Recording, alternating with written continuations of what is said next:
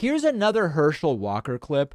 I am really quite taken, in a sense, with Herschel Walker from the standpoint of negative, in that he cannot speak. He cannot explain his position on anything.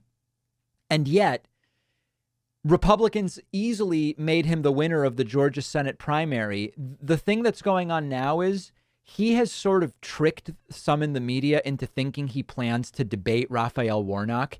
And every time you hear him explain something about the debate, it becomes clearer and clearer to me that he has no interest in debating whatsoever.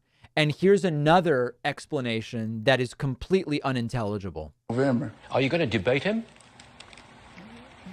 Well, I've called him on 2 debates. He's called him on 2 debates. Okay.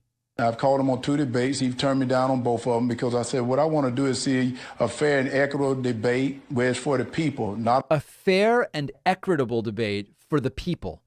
What does that mean? Like, for his fans? I mean, he's a politician. He's not playing football anymore. about some press, not about some party, but the people get a chance to see the differences between my opponent and myself, where my opponent believed in raising taxes during a recession. Right. But the question was, are you going to debate?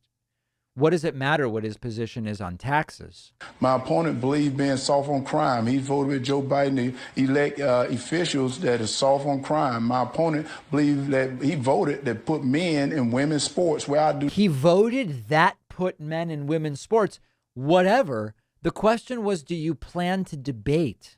Not think men should be in women's sports. So there's a big difference in contrast. I think he's afraid to stand in front of the Georgia voters and stand up for the record that he's voted on. That's a genius move. I have to say, it's like Herschel Walker's the guy who won't debate. And he's saying he thinks his opponent's afraid to debate. And what's genius about it is, obviously, Herschel Walker should not be allowed by his handlers to debate. Like, his handlers should be going, you don't want to debate. You can't put together a single coherent thought. But a Trumpian move is just accuse your opponent of being afraid to debate. And even if you're the one declining the debates, say it's your opponent. Just insist that it's your opponent.